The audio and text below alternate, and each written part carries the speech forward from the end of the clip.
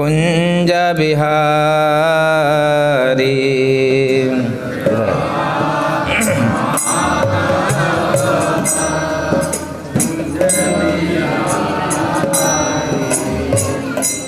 जय राधा माधव कुंज बिहारी।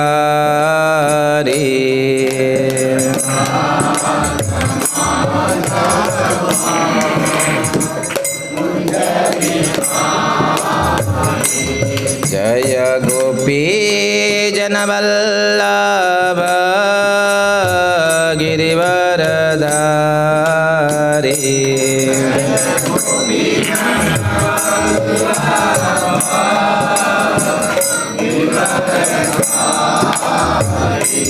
जय गोपी जनवल्लभ गिरिवरधारी।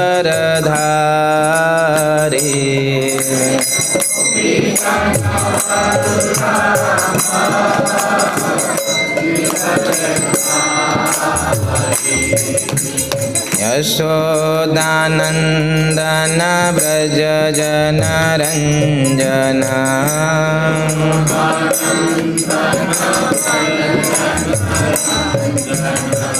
यशोदानंदन व्रज जनरंजन।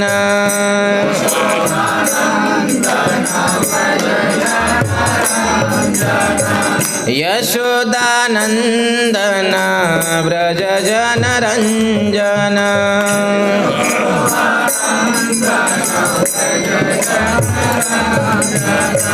यमुना तीरा वनचारी।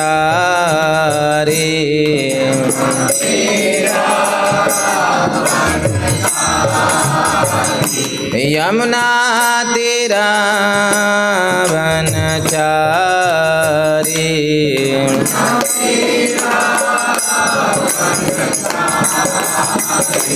जय राधा माधव कुंज बिहारी।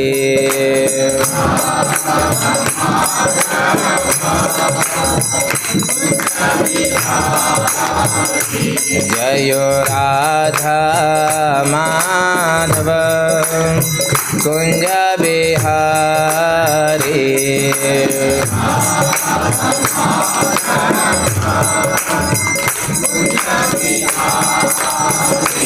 हरे कृष्णा कृष्णा कृष्णा हरे हरे। हरे Ram Ram Ram Hare Hare. Krishna Krishna Hare Hare Hare Rama Hare Rama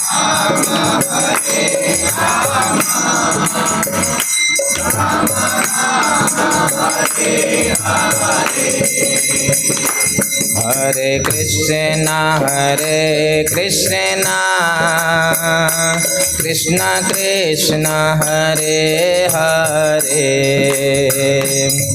Hare Ram Rama Ram Hare Hare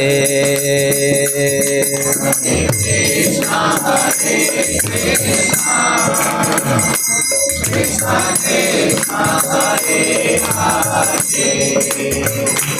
Hare Hare Rama Rama Rama Hare Hare Krishna Hare Krishna Krishna Krishna Hare Hare Hare Ram Rama Ram Hare Hare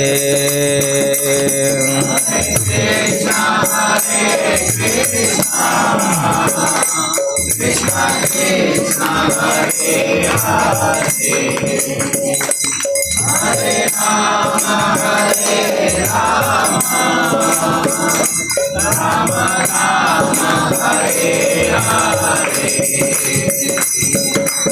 हरे कृष्णा कृष्णा कृष्णा हरे हरे, हरे राम राम राम हरे हरे।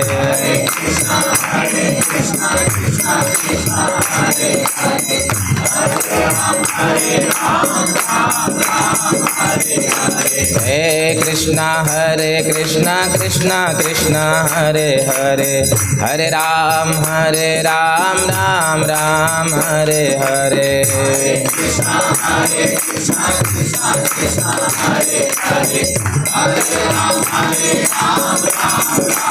हे कृष्णा कृष्णा कृष्णा हरे हरे, हरे राम राम हरे हरे।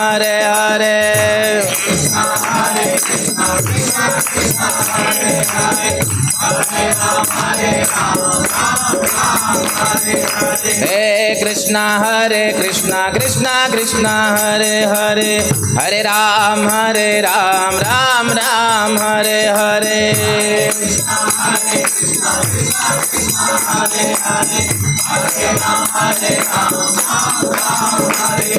हे कृष्णा कृष्णा हरे हरे, हरे राम राम हरे हरे।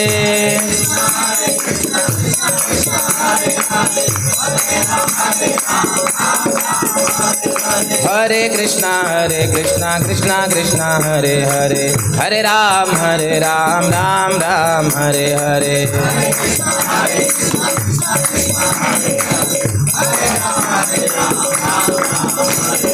हे कृष्णा कृष्णा हरे हरे, हरे राम राम हरे हरे।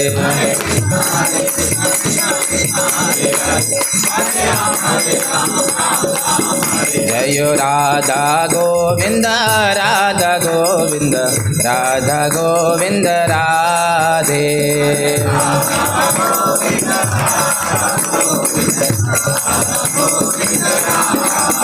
जय राधा गिरिधारी राधा गिरिधारी राधा गिरिधारी राधे।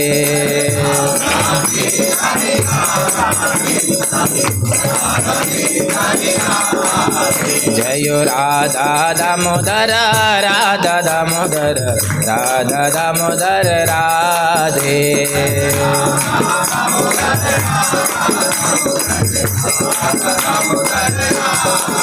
जय जगन्नाथ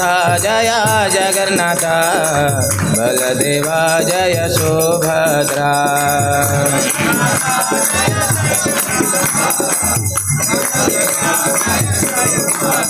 जय गौरनिताय जय गौरनिताय जय गौरनिताय।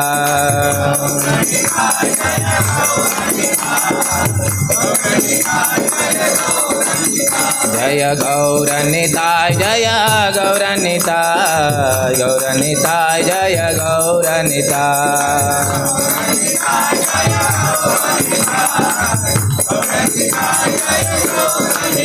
जय जय प्रभुपाद प्रभुपाद प्रभुपाद प्रभुपाद।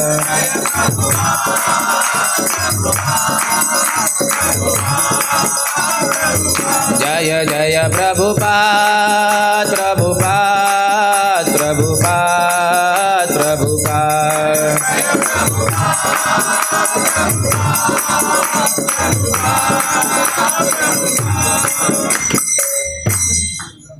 श्रील प्रभुपाद की जय। श्री राधा दामोदर भगवान की जय। श्री राधा गोविंद जी की। गोपाष्टमी महामहोत्सव की जय। गौ माता की जय। अनंत कोटि वैष्णव भक्तवृंद की जय। कृपया मेरे बात दोहराएं।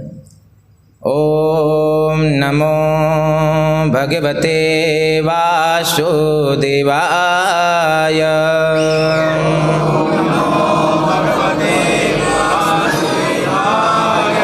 ओम नमो भगवते वासुदेवाय। वासुदेवाय।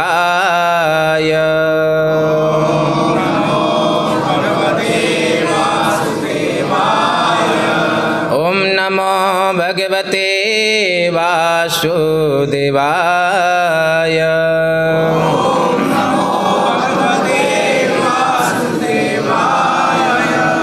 ॐ ज्ञानतिमिरान्धस्य ज्ञानञ्जनशलाकया चक्षुरुन्मीलितं येन तस्मै श्रीगुरवे नमः। श्रीचैतन्यमनोभीष्टं स्थापितं येन भूतले स्वयं रूपकदा मह्यं ददाति स्वपदान्तिकं। वन्देऽहं श्रीगुरुर्श्रीयुतपदकमलं श्रीगुरुन् वैष्णवांश्च श्रीरूपं साग्रजातं सहगणा रघुनाथान्वितं तं सजीवं सावद्वैतं सावधूतं परिजनसहितं कृष्णचैतन्यदेवं श्रीराधाकृष्णपादां सहगणा ललिता श्रीविशाखान्वितांश्च नमो विष्णुपादाय कृष्णप्रेष्ठाय भूतले श्रीमते भक्तिवेदान्त स्वामिन् इति नामिने। नमस्ते सारस्वती देवे गौरवाणी प्रचारिणे निर्विशेष शून्यवादी पाश्चात्यदेशतारिणे। हे कृष्ण करुणा सिन्धो दीनबन्धो जगत्पते गोपेश गोपिकान्त राधाकान्त नमोऽस्तुते। तप्त काञ्चन गौराङ्गी राधे वृन्दावनेश्वरी वृषभानुसुते देवी प्रणमामि हरिप्रिये। वाञ्छाकल्पतरुर्भ्यश्च कृपा सिन्धुभ्यैव च पतितानां वैष्णवेभ्यो नमो नमः। जय श्री कृष्ण चैतन्य प्रभो नित्यानंद श्री अद्वैत गदाधर श्रीवासादि गौर भक्तविंद। हरे कृष्णा कृष्णा कृष्णा हरे हरे हरे राम राम राम हरे हरे। आराध्यो भगवान् ब्रजेश तनया तद्धाम वृन्दावनम् रम्या काचिदुपासना व्रजवधूं वर्गेण या कल्पिता। श्रीमद्भागवतं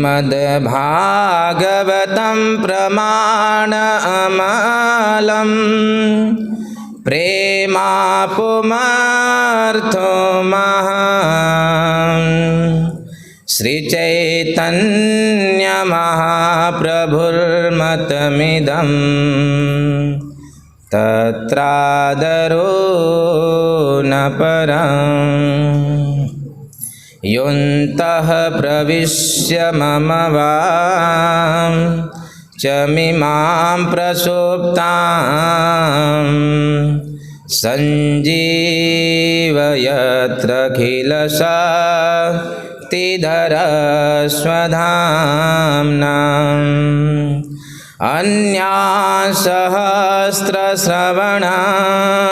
श्रवणात्वगादीन्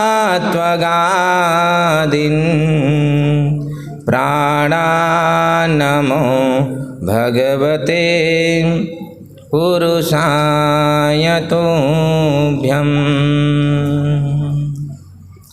गुरुवे गौरचन्द्राय राधिकाय तदालये कृष्णाय कृष्णभक्ताय तद्भक्ताय नमो नमः। हरे कृष्णा। तो आप सभी भक्तों का बहुत ही पुण्य तिथि, पवित्र तिथि और साथ साथ में संडे रविवार के इस प्रीति भोज कार्यक्रम जो कि आज बहुत बड़ा उत्सव है, गोपाष्टमी के दिन हार्दिक स्वागत करते हैं। वैसे तो हम हर संडे को, अभी कार्तिक महीना चल रहा है तो कुछ न कुछ फेस्टिवल्स इस कार्तिक महीने में भगवान के अनंत लीलाएं हुई हैं। इस कार्तिक में विशेष लीलाओं को हम श्रवण करते आ रहे हैं। लगभग अभी जय श्री जगन्नाथ बलदेव सुभद्रा महारानी की जय, श्री राधा गोविंद देव की जय, श्री गौर निताय की, श्रील प्रभुपाद की। तो हम कई रविवार से हम भगवान की बहुत सारे लीलाओं को हमने श्रवण करते आए, बहुत सारे उत्सव भी गए। बहुत सारे उत्सवों के बाद आज का जो उत्सव है एक विशेष उत्सव है, गोपाष्टमी। तो आज हम गोपाष्टमी के विषय में चर्चा करेंगे ही, लेकिन साथ साथ में आज गौ माता की महिमा के बारे में भी सुनेंगे, क्योंकि दोनों एक दूसरे से रिलेट करता है। भगवान गायों के बिना कभी भी नहीं रह सकते हैं और गाय भी भगवान के बिना नहीं रह सकती है। दोनों में अटूट संबंध है, अटूट प्रेम है। हम बहुत सारी बातों को आज श्रवण करेंगे जितना समय है। तो गाय की महिमा को हम सर्वप्रथम श्रवण करते हैं कि गाय कितनी महान है। और वैसे भी हम गौड़ी वैष्णव के जीवन में गाय की क्या महत्व है उसके विषय में थोड़ा हम श्रवण करेंगे।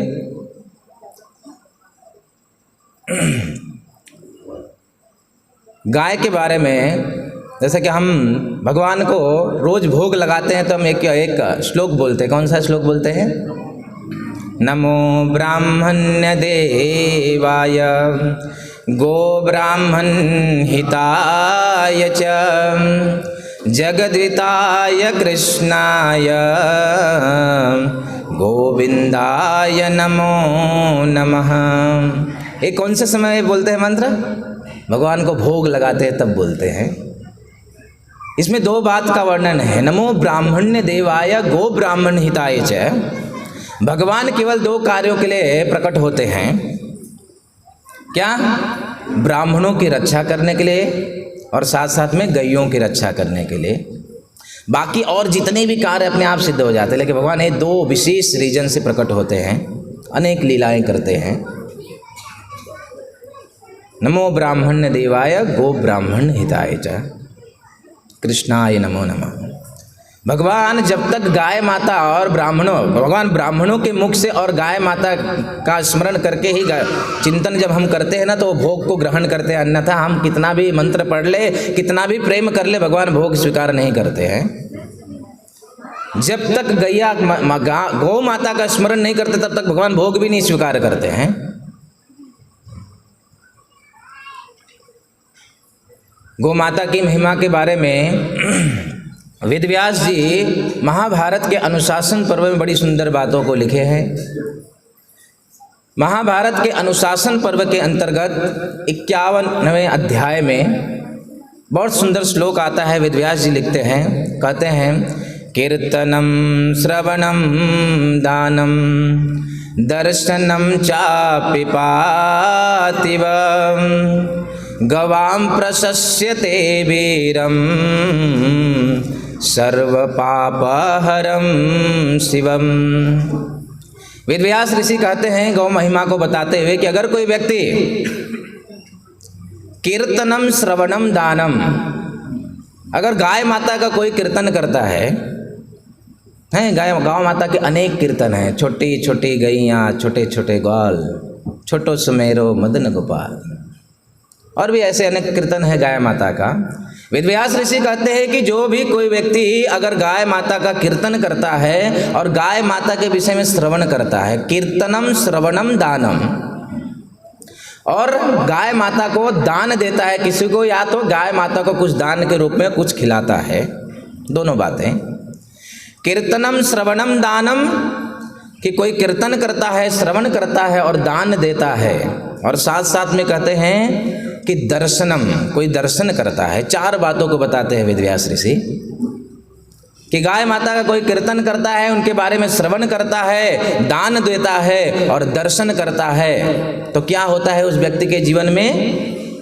तो कहते हैं गवाम प्रशस्यते वीरम।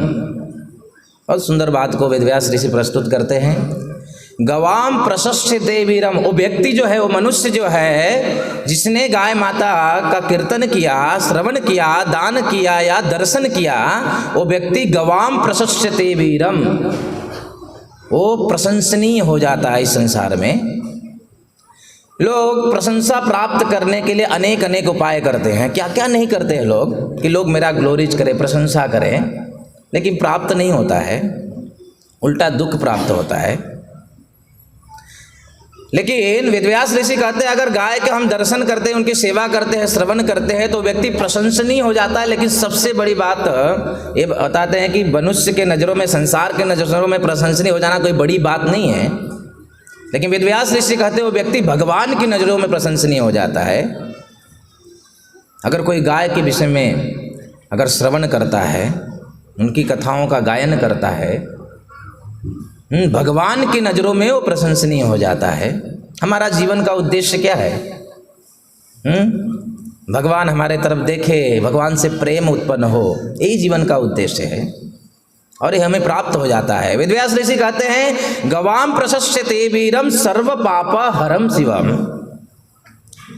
और क्या होता है उस व्यक्ति के जीवन में कि सर्व पाप हरम शिवम, उसके जीवन में जितने भी पाप है सब कुछ नष्ट हो जाते हैं दर्शन करने मात्र से गाय का।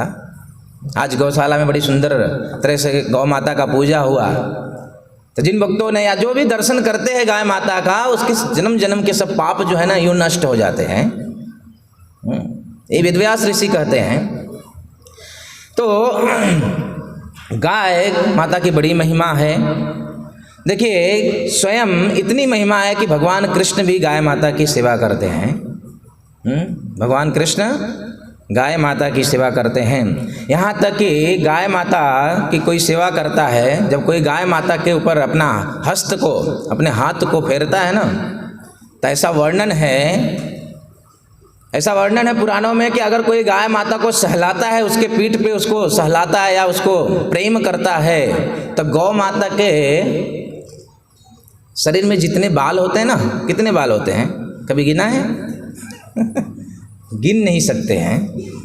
ऐसे अनगिनत पाप है जो नष्ट हो जाता है वो व्यक्ति का। और केवल पाप ही नष्ट नहीं होता है, इस शरीर भी बड़ा स्वस्थ रहता है।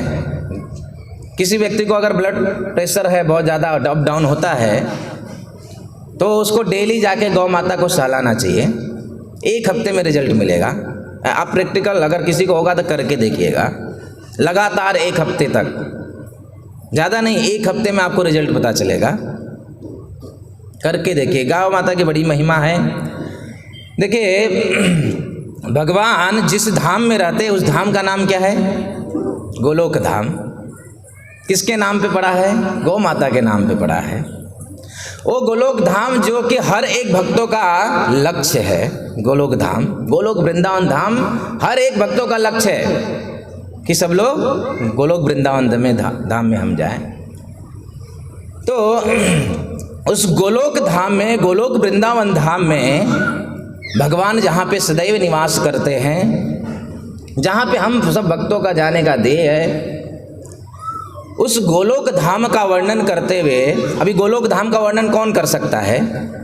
जो व्यक्ति उधर गया हो वही कर सकता है।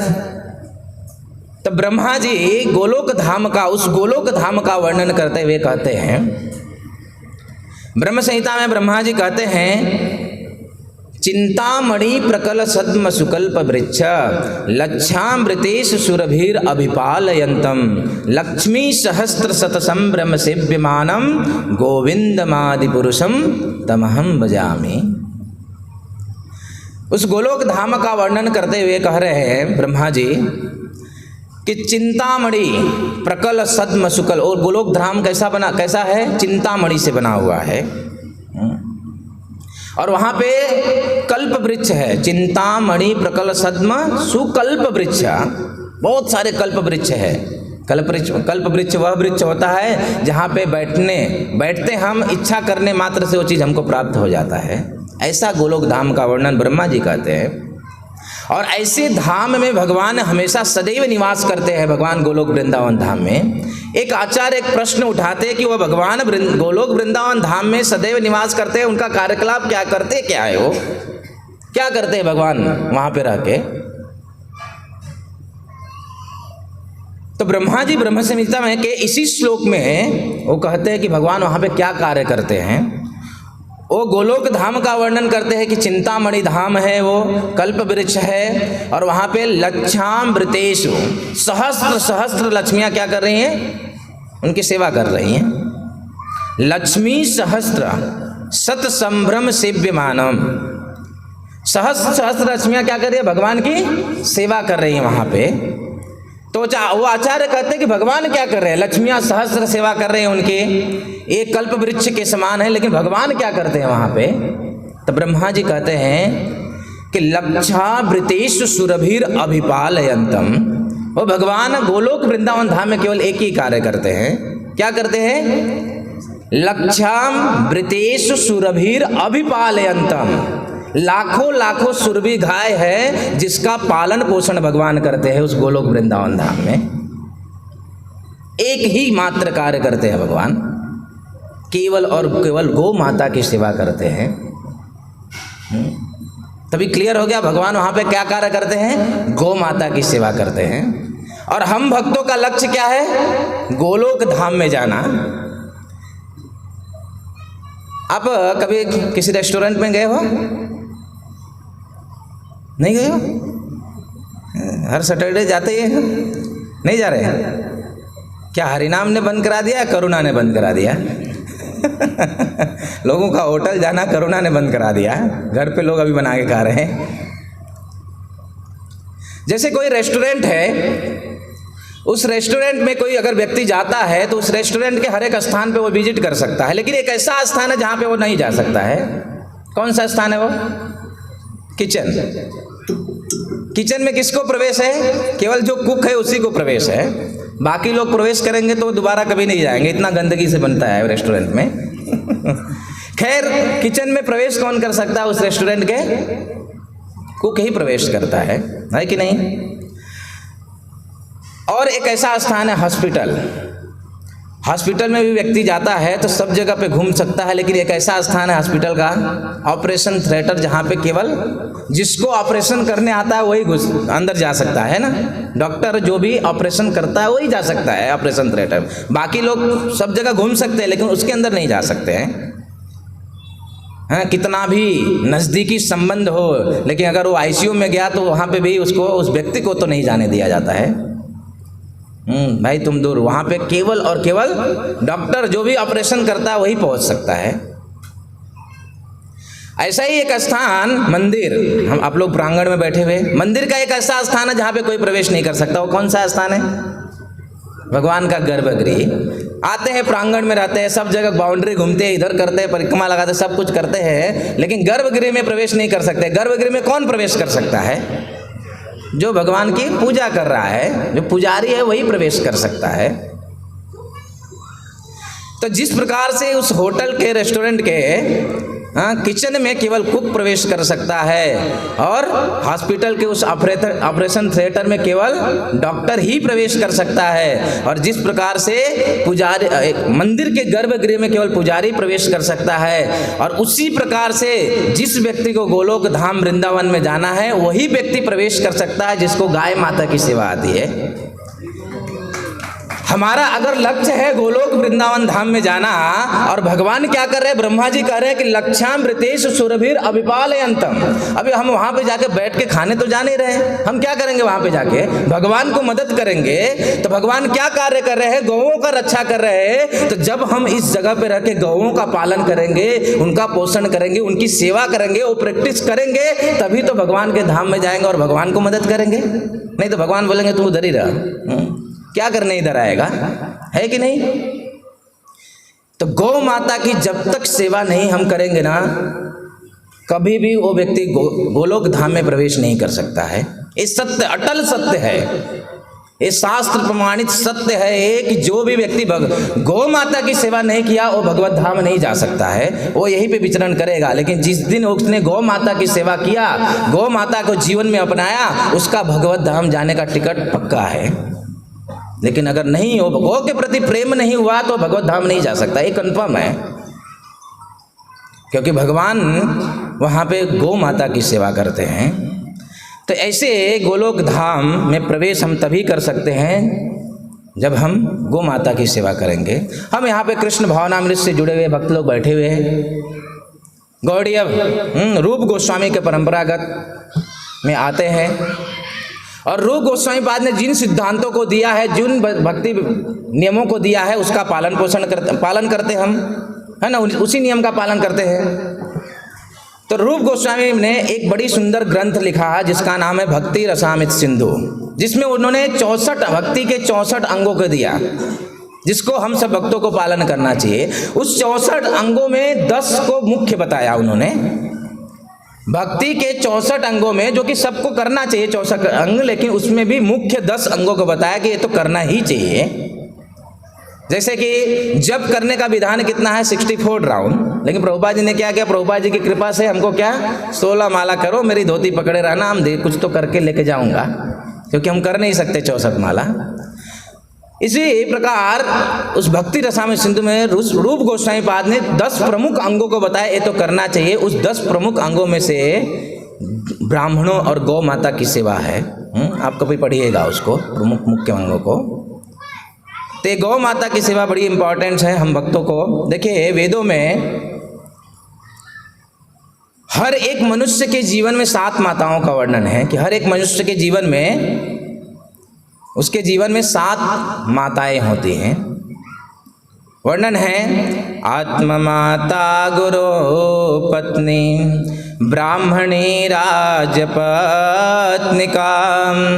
धेनु धाते तथा पृथ्वी सप्तैता मातर स्मृता। मनुष्य के जीवन में 7 प्रकार की माताएं होती हैं। कौन है 7 प्रकार के?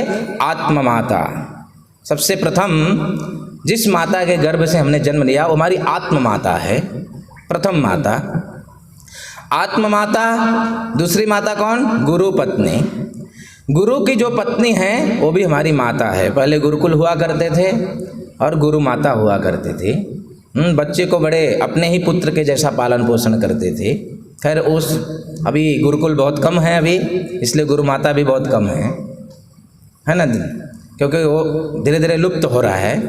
लेकिन प्रभुपाद जी की ये गुरुकुल और वर्णाश्रम स्थापना के ऊपर जोर देते हुए, जो कि 50% कार्य प्रभुपाद जी छोड़ के गए थे, उसके ऊपर अभी इस्कॉन काफ़ी जोर दे रहा है। तो देखते हैं आगे कहाँ तक ये सब स्थापना होगा वापस। लेकिन व्यक्ति के जीवन में एक दूसरी माता है, कौन है? गुरु पत्नी। आत्म माता, गुरु पत्नी, ब्राह्मणी, ब्राह्मण की पत्नी भी मनुष्य की माता है। ब्राह्मणी राजपत्निका, राजा की पत्नी भी हमारी माँ है। क्यों माँ है? क्योंकि राजा जो है पूरी प्रजा का पालन पोषण करता है, तो जो पालन पोषण करता है वो पिता के समान है, तो उनकी पत्नी हमारी माता के समान है। तो आत्ममाता, गुरु पत्नी, ब्राह्मण की पत्नी, राजपत्नी का 4 हुए, और धेनु गाय माता, और धात्री मतलब सौतेली माँ। धेनु, धात्री तथा पृथ्वी माँ, जिस स्थान पे हम बैठे हुए हैं। तो हर एक मनुष्य, वेदों में वर्णन है कि 7 प्रकार की माताएं होती हैं। एक आचार्य कहते हैं कि इन 7 प्रकार की माताओं में ना अगर कोई सर्वश्रेष्ठ अगर माता है तो है गौ माता। कैसे? क्योंकि जिस माता ने हमको जन्म दिया उस माता हमको दूध कितना दिन तक पिलाती है? 1 साल, 1.5 साल, 6 महीने, 2 साल, जो भी है। या तो हो सकता है एक जीवन में हमको दूध पिलाए हो, लेकिन ये जीवन के बाद जरूरी नहीं कोई हमारी माता हो, कोई और भी माता हो सकती है। लेकिन गौ माता एक ऐसी माता है जो कि हमको जीवन मृत्यु पर्यंत हमको दूध पिलाती है, इसलिए बहुत महत्वपूर्ण है गौ माता। ये जो गौ माता है व्यक्ति के जीवन में 7 माताओं में से सबसे सर्वश्रेष्ठ अगर माता है कोई तो वह है गौ माता। इस शास्त्रों की बातें हैं। देखिए ये गौ माता की इतनी महिमा है, हम जितना भी वर्णन करें गौ माता के विषय में बहुत कम है। एक गौ माता को अगर हम जीवन में अपनाएंगे ना, हमारे जीवन में हमारा जीवन जो है ना परम पवित्र रहेगा। ना तो कोई जीवन में रोग रहेगा, ना तो कोई जीवन में कष्ट रहेगा। हम आनंद ही आनंद में रहेंगे अगर गौ माता को हम अपने जीवन में उतारते हैं। कुलशेखर आलवार जी कहते हैं कि ये जो शरीर है, वो कहते हैं कि शरीरम व्याधि मंदिरम सतसंधि जर्जरम। ये जो शरीर है ना क्या है? रोगों का भंडार है, घर है। इस शरीर में हजारों प्रकार के रोग हैं। केवल कोई व्यक्ति बोल सकता है कि मन तो बड़े स्वस्थ है, जाके पूरा बॉडी चेकअप कराए, देखिए कितने सारे रोग निकलते, कुछ ना कुछ निकल देगा ही। ये जो शरीर हमको प्राप्त हुआ है ना, ये रोगों का घर है, रोगों का घर है। लेकिन अगर हम गौ माता के शरण को लेंगे, अगर गौ माता के प्रोडक्ट को, गौ माता के उत्पाद को अगर हम जीवन में लेते हैं तो ये हमारा शरीर जो है हमेशा सदैव स्वस्थ रहेगा, हमेशा सदैव स्वस्थ रहेगा। गौ माता के तो ऐसे दूध की बड़ी महिमा है।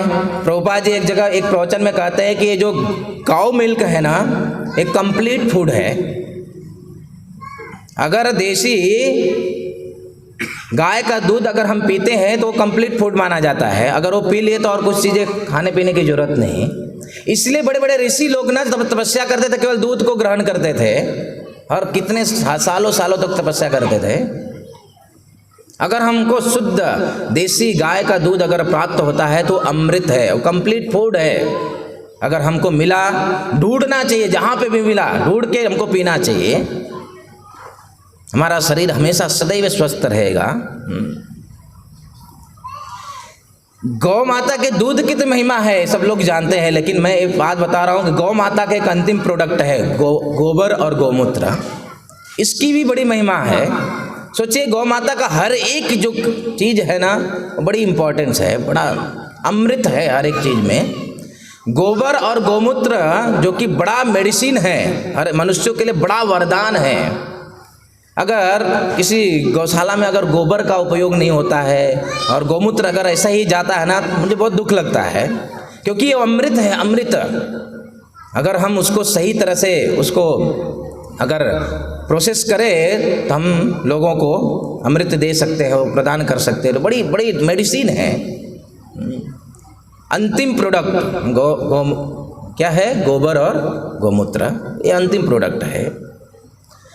देखिए आप कहेंगे कि शरीर, हम तो शरीर नहीं, हम तो आत्मा है, ये शरीर की बातें क्या करना है। देखिए हम भजन तभी कर पाएंगे जब हमारा शरीर स्वस्थ रहेगा।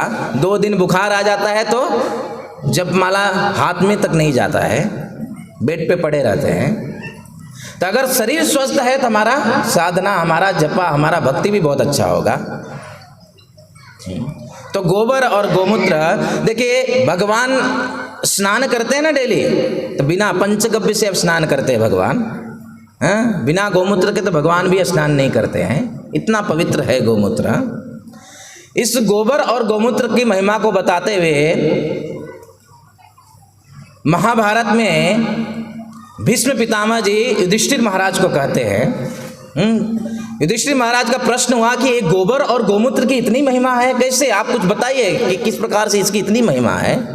भीष्म पितामह जी युधिष्ठिर महाराज को कहते हैं, इस गोबर और गोमूत्र की महिमा को बताते हैं स्वयं भीष्म पितामह। किसको बता रहे हैं? युधिष्ठिर महाराज को। वो एक इतिहास को प्रस्तुत करते हैं कि एक बार की घटना है, एक दिन की बात है कि स्वयं लक्ष्मी जी बड़े सुंदर रूप से तैयार होकर वो गौ माता के कुछ झुंड था वहां पे निकली। कौन? लक्ष्मी जी, स्वयं लक्ष्मी जी बड़ी सज धज के तैयार होकर लक्ष्मी जी गौ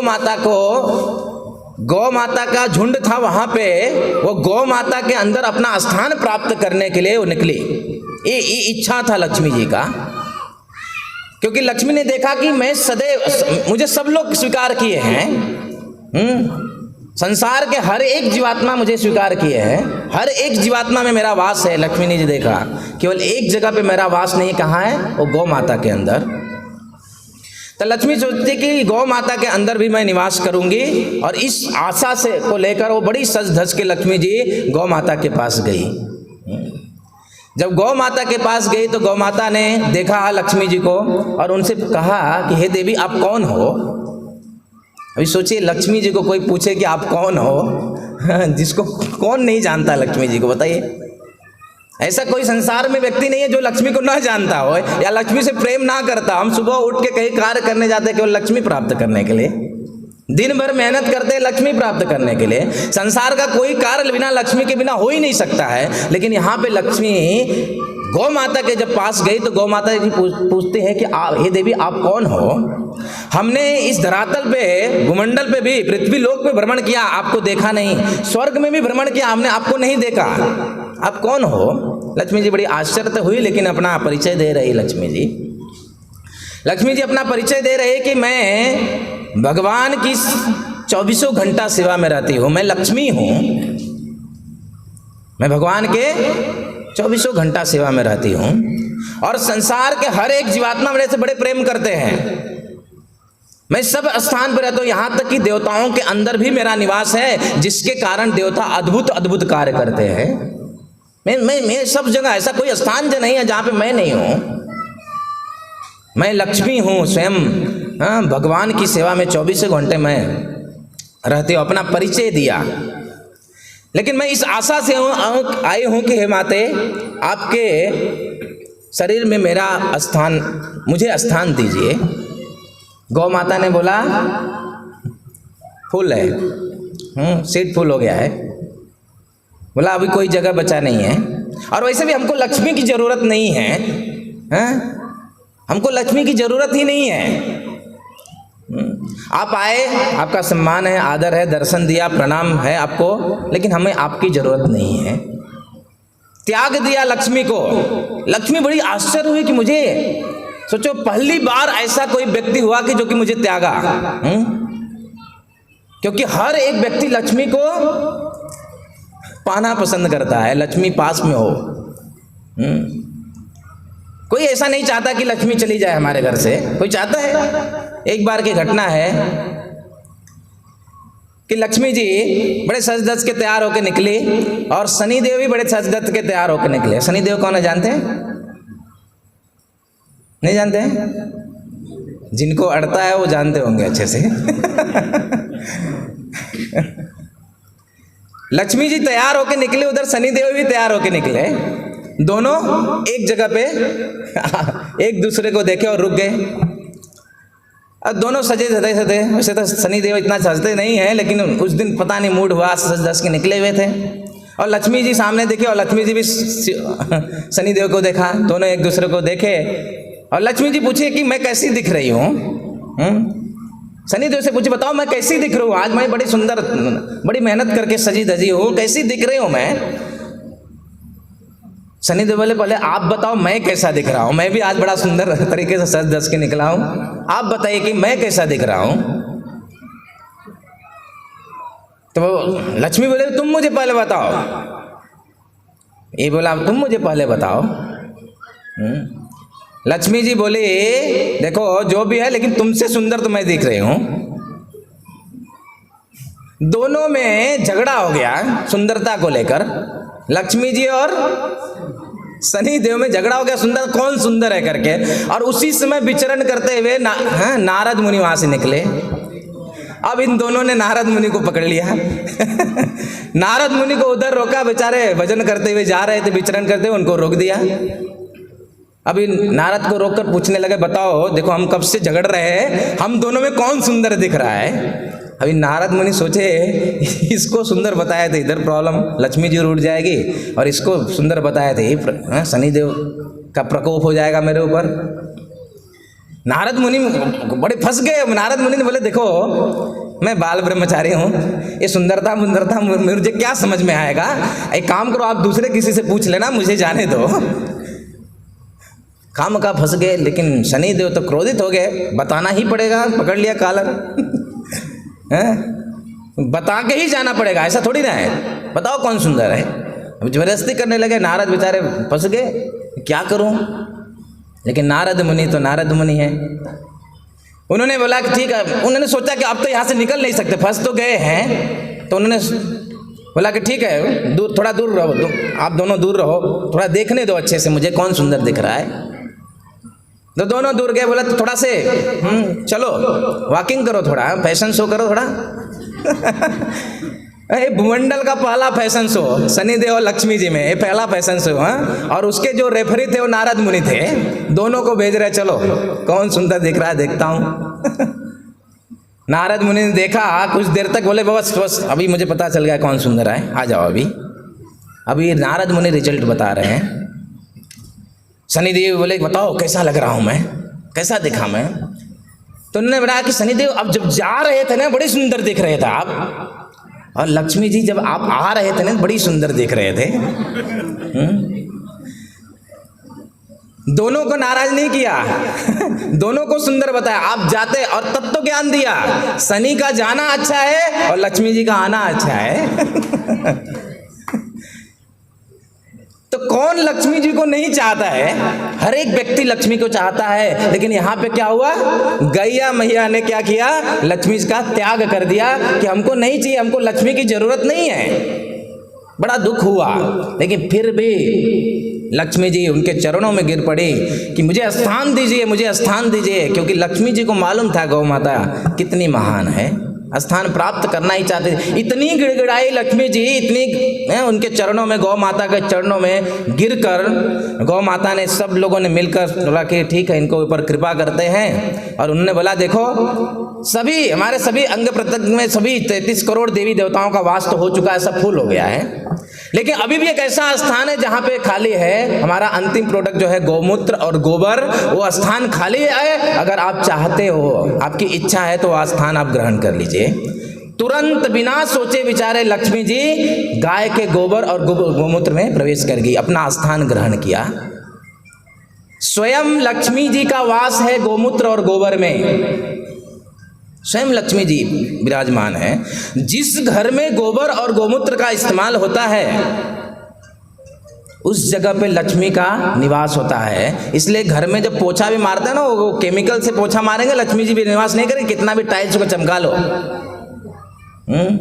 गोमूत्र से पोछा मारे, आता है फिनाइल भी आता है, देखिए पूरा स्टॉल में भरा पड़ा हुआ। आज तो खाली हो जाना चाहिए, आज भद्रा माता जी को आप लोग लूट डालिए, क्योंकि गोपाष्टमी आज भगवान गौ माता की कृपा प्राप्त करिए।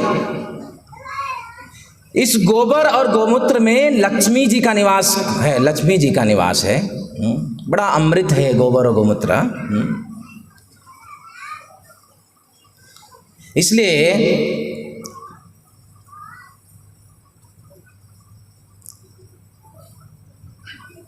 विष्णु धर्मोत्तर पुराण में बड़ी सुंदर बात को बताया गया है। स्वयं भगवान इस बात को कहते हैं, मेरा बड़ा फेवरेट ये श्लोक है। बड़ी सुंदर बात को भगवान स्वयं विष्णु धर्मोत्तर पुराण में भगवान कहते हैं, गाय माता के विषय में भगवान कहते हैं, गवाम ही तीर्थे वसती है गंगा, पृष्ठे तथा तद्रंजसी प्रविद्धाम, लक्ष्मी करिष्ये प्रणतोस्य धर्म तासां प्रणामं सततं च कुर्यात्। विष्णु धर्मोत्तर पुराण में भगवान स्वयं बताते हैं कि गवाम हि तीर्थे वसती है गंगा। क्या कहते हैं? समस्त तीर्थों का, गंगा यमुना सरस्वती नर्मदे कावेरी, जो भी जितने भी तीर्थ है वो समस्त तीर्थ कहाँ पे वास करते हैं? गाय माता में। गवाम हि तीर्थे वसती है गंगा। सभी प्रकार के तीर्थ गाय माता में प्रविष्ट हैं, निवास करते हैं। पृष्ठे तथा तद रंजसी प्रविद्धा, गाय का जो चरण कमल है, अगर कोई व्यक्ति गाय के चरण या फिर गाय के शरण में जाता है तो क्या होता है? उसका जीवन पवित्र हो जाता है, मंगलमय हो जाता है।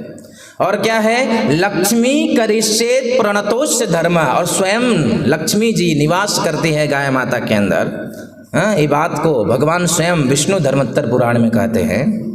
और इसलिए तासाम प्रणामम सततम स कुर्यात्, इसलिए इस व्यक्ति को चाहिए कि सदैव गाय माता को प्रणाम करे। देखिए, भगवान कृष्ण रात्रि के समय में ही केवल नंद भवन में सोते थे। मैया यशोदा और नंद महाराज के साथ कब रहते थे? रात्रि के समय में केवल। लेकिन दिन में कहाँ रहते थे भगवान कृष्ण? गाय माता के शरण में रहते थे, गायों को चराते थे, उनकी सेवा में पूरा दिन उसी में रहते थे भगवान कृष्ण। सोचिए, आज लोग कोई गाय चराता है ना, कोई गाय की सेवा करता है ना, तो उसको बड़ा तुच्छ समझते हैं लोग। आप विचार करिए, अनंत कोटि ब्रह्मांड के नायक भगवान कृष्ण ने जब प्रकट लीला किया तो उन्होंने क्या किया?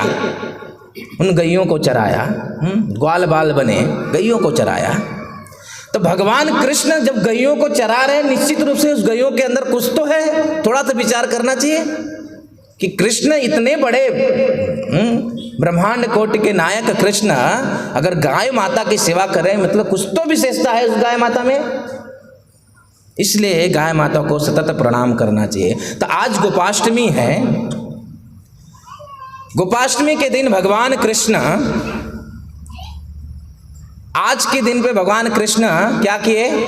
गैयों को चराना प्रारंभ किए। अब तक कृष्ण क्या कर रहे थे? बछड़ों को चरा रहे थे। 5 साल कंप्लीट हुआ, 6ठा साल प्रारंभ हुआ कृष्ण का। आज से 5 साल कंप्लीट हो गया कृष्ण का और 6ठा साल प्रारंभ हुआ। इस गोपाष्टमी, जो कि पद्म पुराण में कहा गया है, शुक्लाष्टमी कार्तिके तु स्मृता गोपाष्टमे बुधे तद्विनाद वासुदेवोद्भूत गोपः पूर्वतु वत्सलः। पद्म पुराण में कहा गया है कि शुक्लाष्टमी कार्तिके, इस कार्तिक महीने में हर एक महीने में 2 पक्ष होता है। कौन सा? एक कृष्ण पक्ष होता है, एक शुक्ल पक्ष होता है। ठीक है। तो लेकिन कार्तिक महीने में ये जो शुक्ल पक्ष का अष्टमी तिथि है, एक गोपाष्टमी के रूप में जाना जाता है। वैसे शुक्लाष्टमी दूसरे महीने में होता तो उसको शुक्लाष्टमी के रूप में जाना जाता। लेकिन कार्तिक महीने में जो अष्टमी, शुक्ल पक्ष में जो अष्टमी पड़ रही है, वो किस रूप में जाना जाता है? गोपाष्टमी के रूप में। क्यों गोपाष्टमी के रूप में जाना जाता है? क्योंकि तद्विनाद वासुदेवोद्भूत, भगवान वासुदेव इस दिन गैयों को चराना प्रारंभ किए, अष्टमी के दिन, इसलिए इसको गोपाष्टमी कहते हैं। उससे पहले भगवान कृष्ण बछड़ों को चराते थे, लेकिन आज से प्रारंभ किया बड़ी गैयों को चराना भगवान कृष्ण। सुखदेव गोस्वामी भागवत में वर्णन करते हैं गोपाष्टमी की तिथि एक ही किस प्रकार से भगवान कृष्ण जो है, जब परमिशन मिल गया उनको, जब भगवान कृष्ण पौगंड एज को धारण किया, उन्होंने पौगंड अवस्था में प्रवेश किए, तब उन्होंने गायों को चराना प्रारंभ किया। और जिस दिन गायों को चराना प्रारंभ किया वो आज की तिथि है, इसलिए गोपाष्टमी कहते हैं। बड़ी गैयों को चराना प्रारंभ किया। सुखदेव गोस्वामी भागवत के 10वें स्कंद के 15वें अध्याय के प्रथम नंबर श्लोक में इस बात को वर्णन करते हैं। कहते हैं, ततस्य पौगंडवयं श्रितो व्रजे बभूव तुस्तो पशुपाल सम्मतो गांस्यारयन्तो सखिभिः समं पदे वृंदावनम पुण्यमतीव चक्रतु। सुखदेव गोस्वामी वर्णन करते हैं ततस्य पौगंड सितो ब्रजे, भगवान कृष्ण ब्रज वृंदावन धाम में पौगंड अवस्था को प्राप्त किए। अभी 1 से 5 साल तक जो है बाल्यावस्था है और दूसरा 6 से 10 साल तक पौगंड अवस्था बताया गया है और 11 से लेके 15 या 16 साल तक किशोर अवस्था। और भगवान हमेशा सदैव किशोर रहते हैं, उससे आगे बढ़ते नहीं है भगवान। इसलिए तो महाभारत के युद्ध में भगवान जब ही रथ को चला रहे थे तो उस समय भगवान का एज कितना था? 100 साल से ज़्यादा था, लेकिन लगते हैं बूढ़े जैसे। भगवान सदैव किशोरावस्था में रहते हैं, लेकिन अभी आज के दिन में वो पौगंड अवस्था को प्राप्त किए और उनको क्या मिला? वभूव तस्तो पशुपाल सम्मतो। और पशुपाल, हाँ, बड़े गैयों को सेवा करने का परमिशन मिल गया, क्योंकि भगवान कृष्ण 3.5 साल के थे, 3.5-4 साल के थे, तो बड़े जिद कर रहे थे गैयों को चराना। मुझे इतना, मुझे गधा समझते हो आप लोग कि मैं बछड़ों को चराऊं? मुझे गैयों को चराना है। कंटिन्यू 1-1.5 साल तक जिद किया उन्होंने, लेकिन माँ का हृदय, पिता का हृदय माना नहीं। ये छोटा सा बालक गैयों के पीछे जाएगा, गैया बड़ी जंगल में चरने जाती है, कांटा लगेगा, पत्थर लगेगा, वो कभी परमिशन नहीं दे रहे थे। लेकिन आज वह क्या किए? उनको परमिशन मिल गया गैयों को, इसलिए बड़ा पवित्र तिथि है। भगवान कृष्ण आज के दिन पे बड़े प्रसन्न हैं, क्योंकि उनको 1-1.5 साल से जिसके लिए जिद कर रहे थे उस जिद को आज पूरा कर दिया गया मैया यशोदा और नंद महाराज की तरफ से। भगवान कृष्ण बड़े जिद करते थे, यशोदा तैयार नहीं होती थी। आज के दिन पे भी जब यशोदा तैयार नहीं हो रही थी, यशोदा तो चिल्ला रही थी नंद बाबा को, आपने कैसे परमिशन दे दिया? आपका हृदय पत्थर का है क्या? आपके हृदय मांस से नहीं बना है, पत्थर से बनाया लगता है। ये इतना छोटा से बालक गैयों के पीछे इतना दूर जंगल में जाएगा, पत्थर लगेंगे, कंकड़ लगेंगे, कांटे लगेंगे, आप कैसे उनको परमिशन इसको दे सकते हो? नंद महाराज कहते हैं, हे यशोदा, मेरा हृदय पत्थर का नहीं है, दुख तो मुझे भी लग रहा है, लेकिन इतने सालों से वो जिद कर रहा है। लेकिन अभी क्या करता हो? देखो, तुम तो घर के कामकाज में रहती है, लेकिन मैं देखता हूँ गौशाला में कि वो दिन भर अगर इधर रहता है तो गौशाला में जाता है ना, बड़े बड़े बैलों के साथ खेलता है। अभी बड़े बड़े बैल है, उनके ऊपर चढ़ जाता है, इतने बड़े बड़े सींग हैं बैलों के, अगर कहीं मार दे, कहीं पेट में घुस गया तो।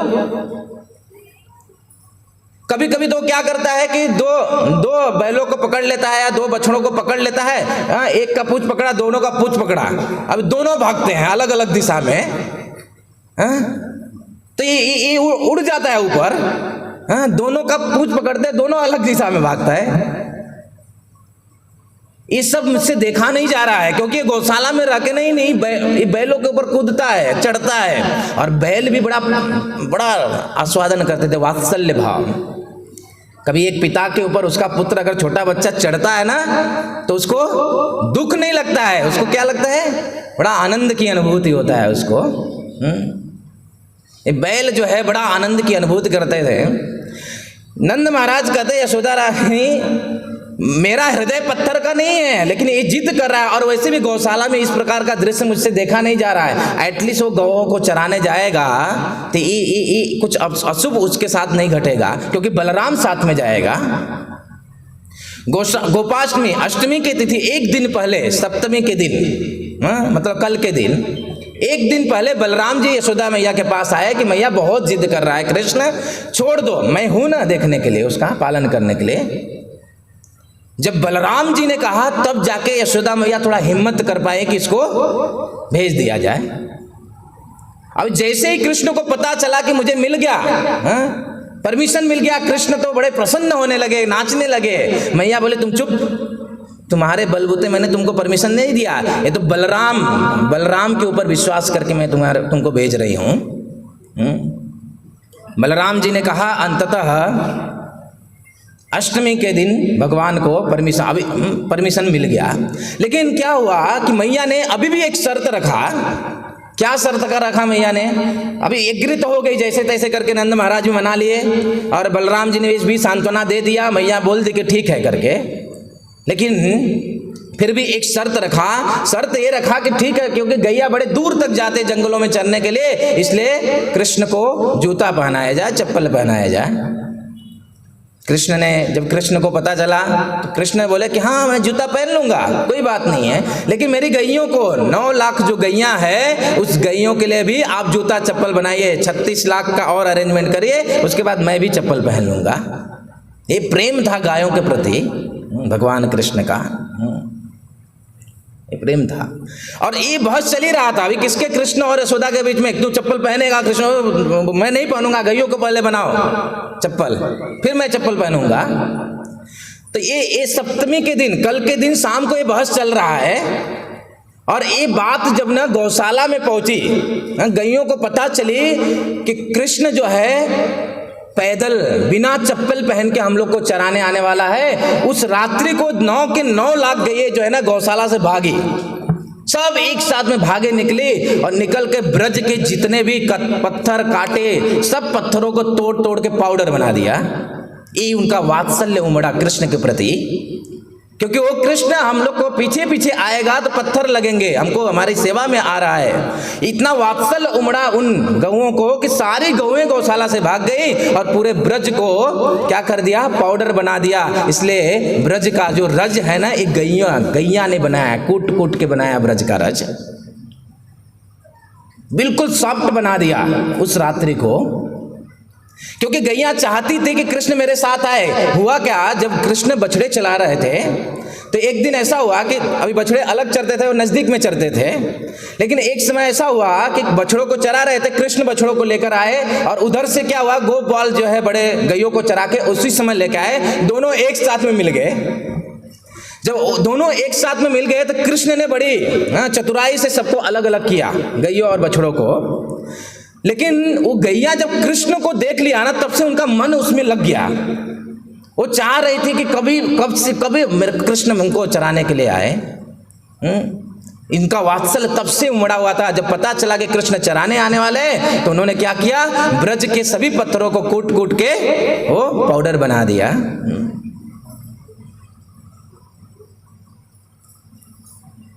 तो इस प्रकार से बड़ी वो रज, जो ब्रज की जो रज है, बड़ी पवित्र रज है। गौ माता ने उसको कूट कूट के, और भगवान कृष्ण इसी सुखदेव गोस्वामी श्लोक में कहते हैं कि गाम सारयंतो सकभी समपदे वृंदावने पुण्य चक्रसु, कि भगवान कृष्ण ने अभी गायों को चराने जा रहे हैं और वृंदावन की जितनी भी धूली है अभी उसको पवित्र करने का निर्णय भगवान ने ले लिया। और गायों ने पाउडर बनाया, भगवान कृष्ण ने उन सारे धूल को पवित्र किया। देखिए भगवान की कृपा जो है ना 3 चीजों में बसी हुई है। जैसे कि मायापुर में हम जाते हैं, मायापुर धाम में जाते हैं तो वहां पर भगवान की कृपा जो है हरिनाम में है। जितना हरिनाम का जप करेंगे उतना भगवान की कृपा प्राप्त होगा। जगन्नाथपुरी में जाएंगे तो वहां पे जितना भर के प्रसाद खाएंगे वो भगवान की कृपा प्राप्त होगा। क्योंकि भगवान अन्न के रूप में वहां पे, अन्न ब्रह्म के रूप में है, वहां पे कृपा जो है भगवान का महाप्रसाद में है।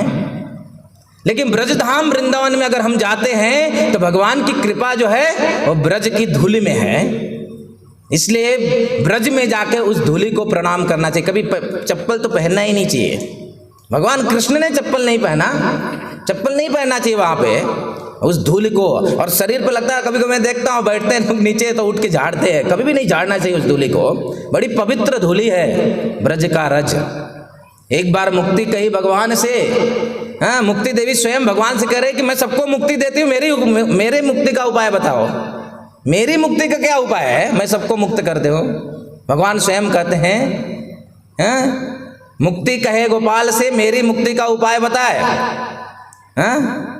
और ब्रज की रज जब सिर पे धारण करे तो मुक्ति मुक्त हो जाए। मुक्ति भी ब्रज की रज को जब सिर पे धारण करती तो मुक्त हो जाती है। तो परम पवित्र ये दिवस गोपाष्टमी का दिन, भगवान गायों से बड़े प्रेम करते हैं। देखिए भगवान को कभी पूछा जाए कि आप कौन हो तो क्या बोलेंगे वो, मैं गोपाल हूँ, गोपालक हूँ। भगवान कभी नहीं बोलेंगे मैं भगवान हूँ। वो गोपाल अपने आप को मानते हैं। ये विशेष करके गोपाष्टमी के दिन एक विशेष लीला जो संपन्न हुई, जैसे कि आप लोगों ने दर्शन किया आज, तो दर्शन में क्या विशेषता था आज? हाँ, दर्शन किया कि नहीं आप लोगों ने आज? क्या विशेषता था दर्शन में? भगवान का चरण चिन्ह तो रोज दिखता है, आज राधा रानी का चरण चिन्ह दिख रहा था। चरण, राधा रानी आज गोप बनी थी। अपने दर्शन फिर से दर्शन ग्रुप में जाके देख लीजिएगा अच्छे से। हाँ, इसे पता चल रहा है कि दर्शन कितने अच्छे से करते हैं। आज राधा रानी गोप बनी थी। आज राधा रानी धोती पहनी हुई थी, गोप बनी हुई थी, पगड़ी बांधी हुई थी, रस्सी हाथ में ली हुई थी। हाँ, गोप बनी थी आज के दिन राधा रानी। और लीला इस प्रकार से है कि कृष्ण और राधा रानी, पाँच मिनट, कृष्ण बंद कर दे 2 मिनट। आज के दिन पे देखिए, हमेशा कृष्ण और राधा रानी जो है, अभी कम शॉर्ट कर लेता हूं थोड़ा से। कृष्ण हमेशा राधा रानी से मिलना चाहते थे, राधा रानी हमेशा कृष्ण से। देखिए यहाँ पे कृष्ण जो है परकीय रस का आस्वादन करने के लिए आए। परकीय रस का आस्वादन करने के लिए आए, इसलिए यहाँ पे कई सारे पात्र को भी रखा उन्होंने। राधा रानी का शादी भी हुआ अभिमन्यु के साथ। ये अभिमन्यु और कोई नहीं, भगवान का परिचय ही है अभिमन्यु। लेकिन ऐसे ऐसे पात्र को रखा और परकीय रस का भगवान आस्वादन करना चाहते थे। लेकिन क्या होता था, अभी राधा रानी का शादी हुआ है अभिमन्यु के साथ, और उसकी सास और ननद कौन, जटिला और कुटिला, ये बड़े राधा रानी को कभी भी कृष्ण से नहीं मिलने देती थी। लेकिन राधा रानी की बड़ी इच्छा रहती थी कि कृष्ण से कब मिलूं मैं, कृष्ण से कब मिलूं। बहुत दिन बीत गए, कृष्ण से मिलन नहीं हुआ। राधा रानी बड़ी चिंतित थी, और इधर कृष्ण भी राधा रानी के वियोग में, कि कितने दिन हो गए राधे का दर्शन नहीं हुआ,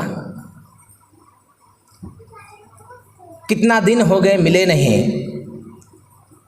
तो ये बात जब पता चला सुबल को, कृष्ण का एक अंतरंग सखा सुबल को जब बात पता चला कि कृष्ण भी दुखी हैं, राधा रानी को नहीं मिले हैं, तो सुबल ने सोचा कि कैसे मैं राधा रानी और कृष्ण को, राधा और कृष्ण को मिलाऊं।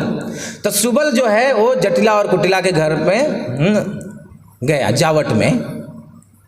अब ये सुबल जो है राधा रानी के जैसा ही दिखता है। एक आचार्य कहते हैं दोनों जुड़वा भाई बहन है, एकदम हूबहू राधा रानी के जैसा दिखता है। अभी सुबल जब गया तो अपने साथ में एक छोटा से बछड़ा को लेकर गया, और जब बछड़ा को लेकर गया तो जब ये जटिला और कुटिला मतलब राधा रानी का घर आया, महल आया, तो उसने क्या किया, उस घर के पास जाके उस बछड़े को पूंछ को बड़ा जोर से दबा दिया मोड़ के।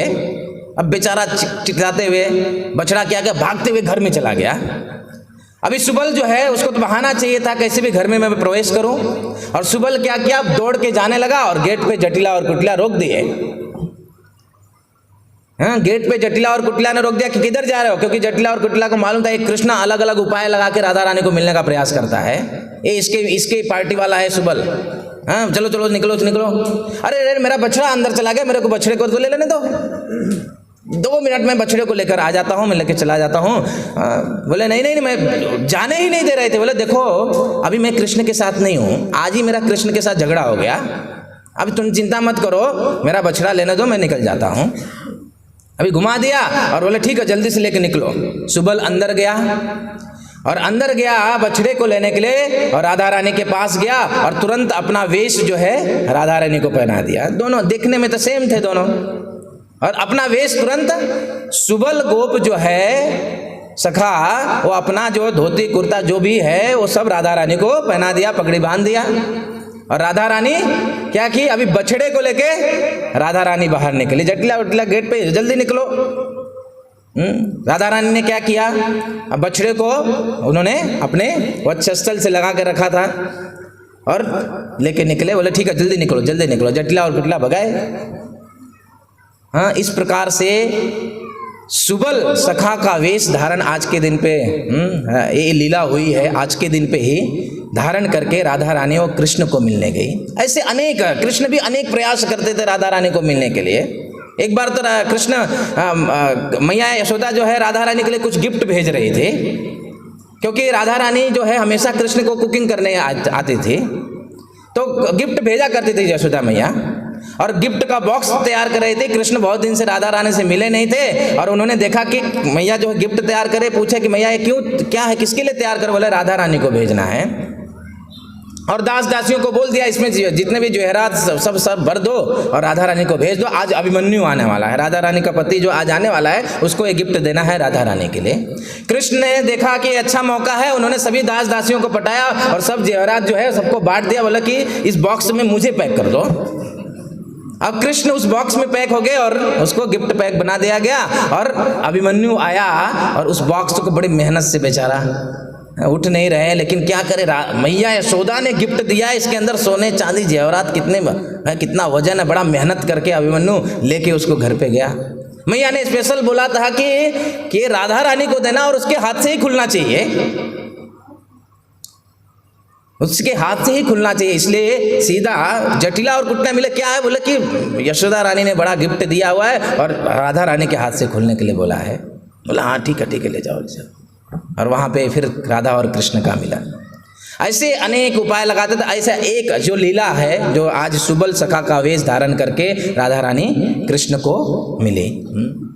तो इस प्रकार से गौ माता की बड़ी महिमा है। हम जितना भी कहें गौ माता के विषय में, भगवान के पास टाइम तो अनंत है, हम कितना भी श्रवण करें वो कम ही है। लेकिन गोपाष्टमी का आज विशेष दिवस है। आज के दिन पे हम सब भक्तों को ये संकल्प लेना चाहिए कि हमको गौ की रक्षा करना चाहिए, गौ के प्रोडक्ट को इस्तेमाल करना चाहिए, दूध दही जो भी है उनको इस्तेमाल करना चाहिए, जितने सारे प्रोडक्ट हैं उसको इस्तेमाल करना चाहिए। देखिए हमको गौ माता की सेवा भावुकतावश केवल नहीं करना है। गौ माता महान है, हम जानते कितना भी बोलते रहे, प्रैक्टिकल रूप से करना। आज के समय में गौ माता का प्रैक्टिकल सेवा तभी हो पाएगा जब हम गौ माता के से निकले हुए पदार्थों को, गो दूध दही जो भी है प्रोडक्ट, उसको अगर हम अपने जीवन में उतारते हैं, इस्तेमाल करते हैं, तभी गौ माता की सेवा होगी, तभी गौ माता की रक्षा होगी। ये टूथपेस्ट यूज करने से गौ माता का रक्षा नहीं होगा। हाँ, टूथपेस्ट यूज करते हैं ना, उससे गौ माता का अच्छा नहीं होगा। इधर दंत मंजन है, गौ माता के गोबर से बनाया हुआ, उसको लेके जाए। सुबह सुबह जहर डालते हैं मुंह में उठते ही पहले। हमको गौ माता के हर एक प्रोडक्ट को यूज करना चाहिए। वो अमृत है, उसको इस्तेमाल करिए। और इसी से हमारी गौ सेवा होगी, और कोई उपाय नहीं है। इसी से गौ सेवा होगी। और इस प्रकार से हम भगवान के इस गौ माता की सेवा करें। और इस गोपाष्टमी तिथि पे संकल्प लें गौ माता को, कि आज से हम संकल्प लेते हैं गौ माता की सेवा करने का। अपने जीवन में गौ माता को उतारेंगे, उनके प्रोडक्ट को यूज करेंगे, उनके जो भी चीज़ें हैं यूज करेंगे, उनका दर्शन करेंगे, उनकी सेवा करेंगे। तो कुछ चीज़ें जो है मैं आज के इस गौ कथा और गोपाष्टमी के दिन में जितना हुआ संभव मैं बताया। हरे कृष्णा कृष्णा कृष्णा हरे हरे, हरे राम राम राम हरे हरे। गोपाष्टमी महामहोत्सव की, गौ माता की, श्रील प्रभुपाद की। हरे कृष्णा। सब्सक्राइब एंड शेयर करें हमारे YouTube चैनल को और बेल आइकन दबाइए नए आध्यात्मिक वीडियोस की अपडेट्स रोजाना पाने के लिए।